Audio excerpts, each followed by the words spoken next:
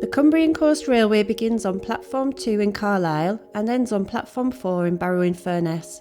It's 84 miles long and has 21 intermediate stations, many of which are request stops. It's a railway line that wears many faces.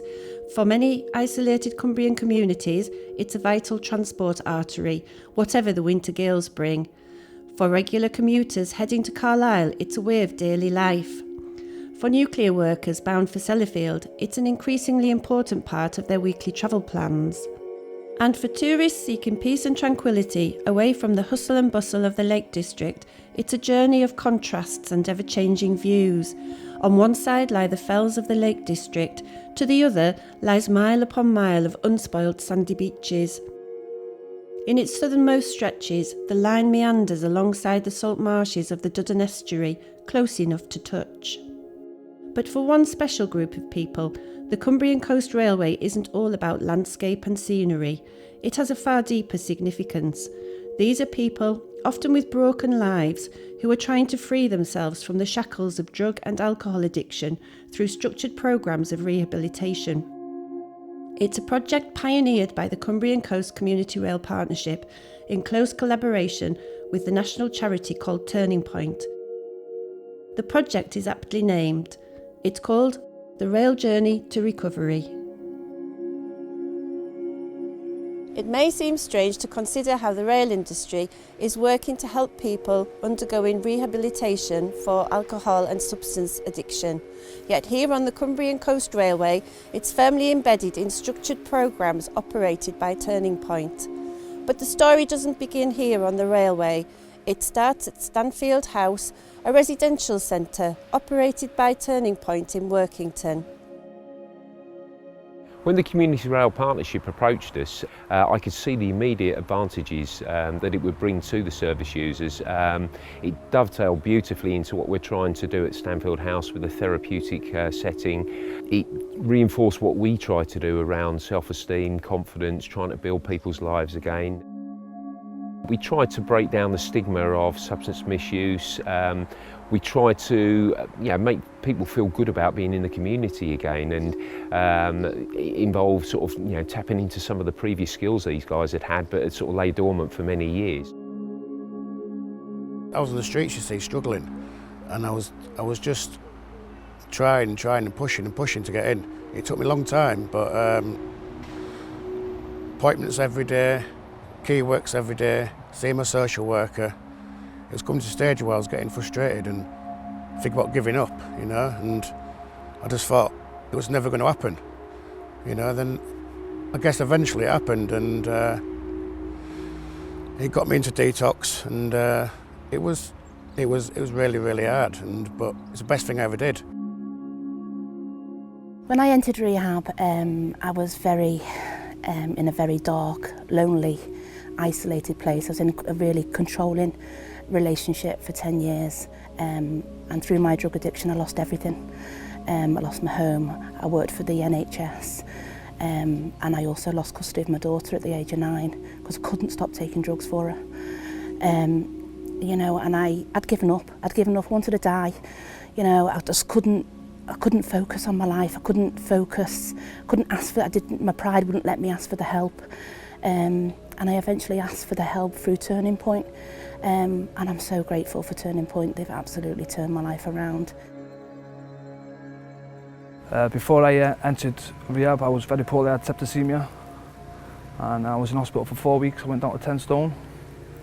I nearly died. That was through IV use of opiates and crack cocaine.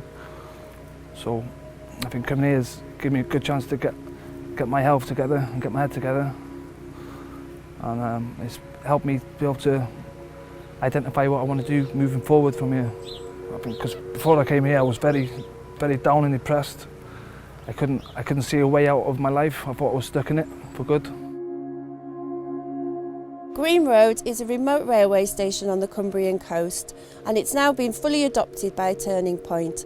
The residents have taken this station to their hearts, and it's become a second home for them.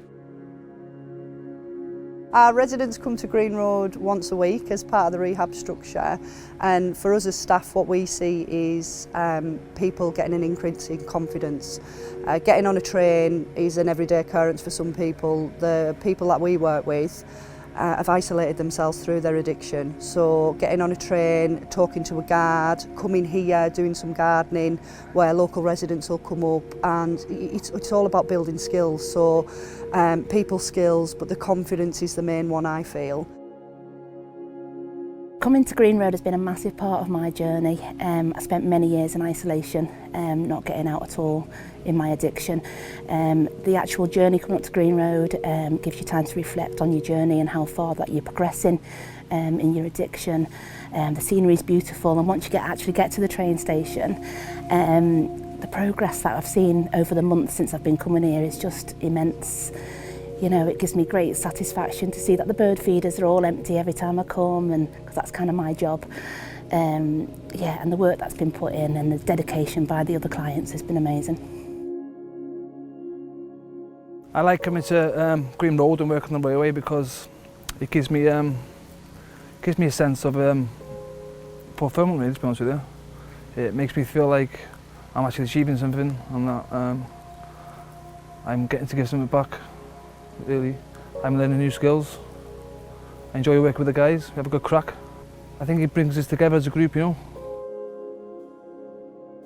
I've always been stuck in my alcoholism. I've always been stuck at home, isolating and not giving a care about other people. But now people are seeing what I'm doing, and it's good to, you know, it's really, really good to help people and show that I want to do something in life. You know, it's voluntary, and it's just keeps me motivated, keeps me busy, and I'm just really glad to be here and helping people, helping myself, and get myself back into a routine and structure.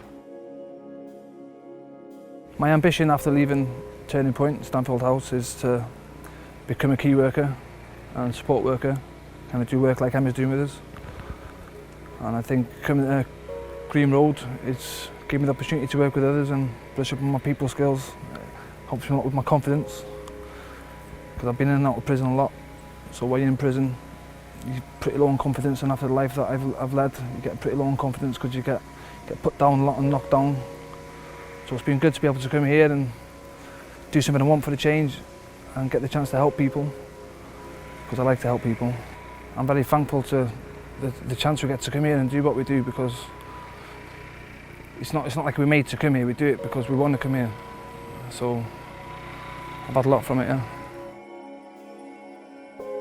I went into detox, very scared, very, very scared, and really struggled with it. But I managed to get through detox. I used to just keep it in the day, but now I can plan. And then I came to Stanfield House, and I've just spent 3 months in Stanfield House. And you know what? My heart belongs to Stanfield House, and it always will. The staff are amazing. You know, the support that you get are amazing. The clients that you meet are amazing. And the journey, I can't say how important that the journey has changed my life. It's kind of opened a lot of doors for me, really. Not just the door to get myself clean and that, but the door to actually being able to see a future for myself. It's helped me get back in touch with my family, build bridges that I thought were destroyed. My life with my son's a lot better. My son's 16 now, so he's getting into work and that. And it's nice to be able to make him proud. I take a lot of pictures while I'm here, so my family get to see what I'm doing. And I get a lot of nice comments off them, which just makes you feel good about yourself. I'm sad to be leaving on Friday, you know, and I put a big fight up. You know, when I first got into rehab, I used to wait for Emma, the staff, to come in on the morning. I didn't want her to go home at night because I couldn't get my head around that the staff went home at night. It changes your life. You know, there's many addicts out there who are suffering from this disease.